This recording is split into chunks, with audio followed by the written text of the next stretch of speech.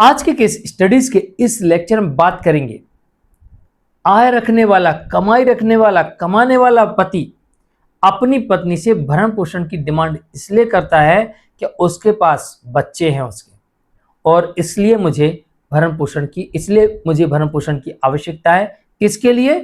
अपने बच्चों के लिए। पति ये कह रहा है इस मामले में कि कानून ये कहता है, न्यायालय ये कहती है कि बच्चों का भरण पोषण का दायित्व माता पिता दोनों का होता है। तो भलाई मैं कमाता हूं, इसके बावजूद भी पत्नी को बच्चों के भरण पोषण के लिए राशि देना होगी, और इस मामले में पति भरण पोषण की डिमांड करता है। उच्च न्यायालय यहां पर डायरेक्शन देती है फैमिली कोर्ट को कि इस मामले को फिर से सुना जाए और उचित आदेश किया जाए, और साथ में इस मामले में दिशा निर्देश भी जारी किए गए।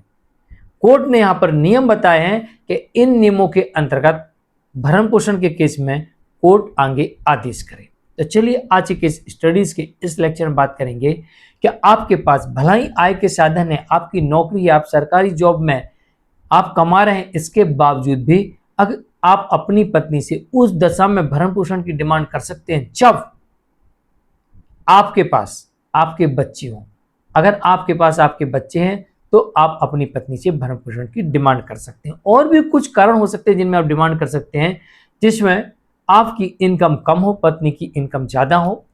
उस परिस्थिति में भी जहां पत्नी कमाती हो, आप बेरोजगार हो, उस परिस्थिति में भी आप डिमांड कर सकते हैं जहां पर आप किसी कर्ज के बोझ के तले दबे हैं, या आपके परिवार में कोई ऐसी बीमारी आपदा आ चुकी है जिसकी वजह से आपके घर का बजट बिगड़ रहा है, तब भी आप पत्नी से भरण पोषण की डिमांड कर सकते हैं। मेंटेनेंस कई परिस्थितियों पर न्यायालय डिसाइड कर सकती है, लेकिन इस मामले में यह देखने को मिल रहा है कि पति के पास में बच्चे हैं और पति कमा भी रहा है, नौकरी पेशा, इसके बावजूद भी बच्चों के लिए पति भरण पोषण की डिमांड कर रहा है।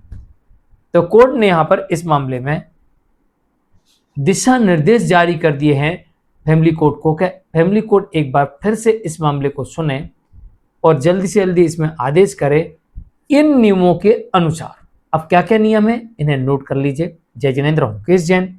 वीडियो को लाइक और शेयर कर दीजिए। चलिए शुरुआत करते हैं। और इस तरह के जजमेंट्स का पैकेज पाने के लिए जिसमें लगभग आपको 200 जजमेंट्स मिलेंगे, साथ में आपको एबी जजमेंट्स मिलेगा या अन्य किसी जानकारी के लिए दिए गए नंबर पर आप संपर्क कर सकते हैं। दरअसल इस मामले में यह देखने को मिलता है कि यहां पर पति ने पत्नी के ऊपर बीएनएसएस की धारा 144 के अंतर्गत केस फाइल करके अपने नाबालिग बच्चों के लिए भरण पोषण की डिमांड की थी। और इसमें यह भी कहा गया है कि पत्नी 55,000 रुपये महीने कमाती है, जो कि पुलिस कांस्टेबल है, और जो पति है वो एक क्लर्क है रेलवे में और उसे 41,000 रुपये सैलरी मिलती है। मतलब इस मामले में पति ये कह रहा है कि साहब मेरे खर्चे ज़्यादा हैं, मेरी कमाई कम है। मेरी पत्नी की कमाई ज़्यादा है और पत्नी के पास में खर्चे कम है। इस कारण से बच्चों के भरण पोषण के लिए मेरी पत्नी पैसा दे। और यहां पर पति ने अपने लिए नहीं, क्योंकि मैं तो कमा रहा हूं, लेकिन पति ये साथ में ये कह रहा है कि हुजूर मेरी सैलरी कम है और पत्नी की ज़्यादा है, और मेरे पास बच्चे हैं, मेरे पास परिवार है, तो मेरे खर्चे ज़्यादा हैं, पत्नी के पास तो कोई है नहीं, तो फिर मुझे भरण पोषण मिलना चाहिए। और इसलिए यहाँ पर पति पत्नी से भरण पोषण की डिमांड करता है। कोर्ट देने से इनकार कर देती है, पति पहुंच जाता है हाई कोर्ट। जब हाई कोर्ट पहुंचता है तो हाई कोर्ट यहाँ पर ये कहती है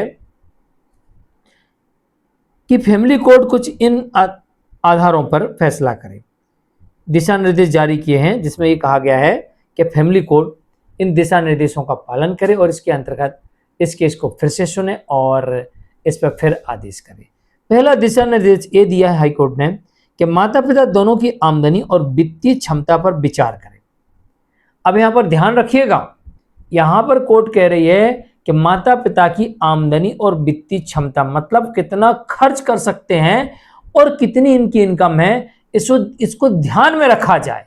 तो जब भी आप अपना एफिडेविट देते हो उस वक्त आपको अपनी इनकम के साथ साथ एक एक पैसे का हिसाब, जब इनकम का दे रहे हो तो एक एक पैसे का हिसाब आपको खर्चे का और लायबिलिटीज का भी देना है। इस बात का ध्यान रखिएगा। यहाँ पर कोर्ट ये कह रही कि उनकी खर्च करने की क्षमता कितनी है, मतलब उनके ऊपर माता पिता भाई बहन कौन कौन डिपेंडेंट है भाई, बच्चे, लोन, क्या क्या डिपेंड है ये पता करिए। तो ये यहाँ पर आपको देना होता है और अपनी इनकम बताना होता है। तो यहाँ पर दोनों के पूछा गया है, यानी कोर्ट ने कहा है कि पहले माता पिता के दोनों के इनकम देखें और उनके खर्चे देखें। दूसरा नियम ये कहा कोर्ट ने कि मेंटेनेंस की राशि न्याय संगत और उचित तरीके से निर्धारित करें।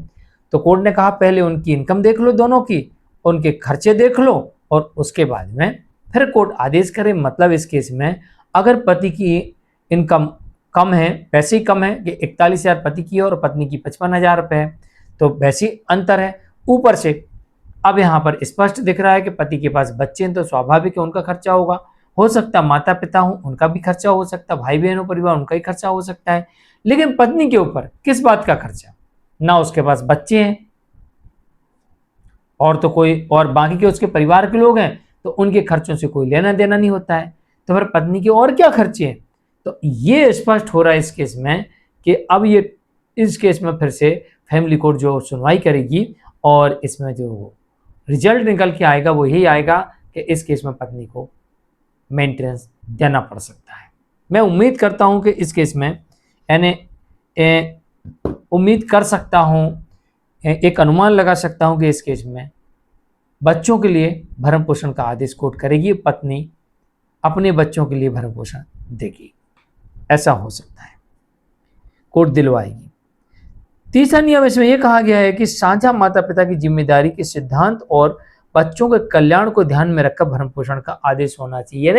एक और बड़ी बात इसमें कह दी कि भैया माता पिता दोनों को ही बच्चों की जिम्मेदारी उठाना पड़ती है। साथ में यह भी कह दिया कोर्ट ने कि भैया उनके कल्याण के बारे में, अब पति अच्छे स्कूल में पढ़ा रहा, फीस ज्यादा है, अब भैया पत्नी दे मुझे पैसा तो मैं स्कूल में पढ़ाते रहूंगा, नहीं तो मैं अफोर्ड नहीं कर सकता, मैं फिर सस्ते स्कूल में डाल दूंगा। कोर्ट कहती नको, ऐसा नहीं, रुको रुको रुको, अभी नहीं, रुको, हम दिलवा रहे पैसा। और कोर्ट पैसा दिलाई क्योंकि बच्चों के कल्याण की बात कर दी यहां पर कि भाई जितने अच्छे स्कूल में पढ़ेंगे उतना अच्छा उनका भविष्य होगा।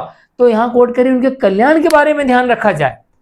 तो फिर इस जजमेंट में ये उम्मीद है कि जो ये नियम दिए हैं हाई कोर्ट ने, इन नियमों के अकॉर्डिंग आगे जो आदेश होगा उम्मीद कर सकते हैं कि इसमें बच्चों के लिए पत्नी से भरण पोषण मिलेगा।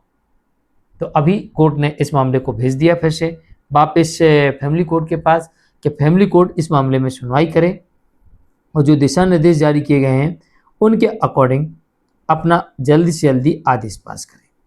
जानकारी कैसे लगी कमेंट में जरूर लिखिए, वीडियो को लाइक शेयर कर दीजिए। आज के लिए इतना ही, मैं मुकेश जैन, नमस्कार।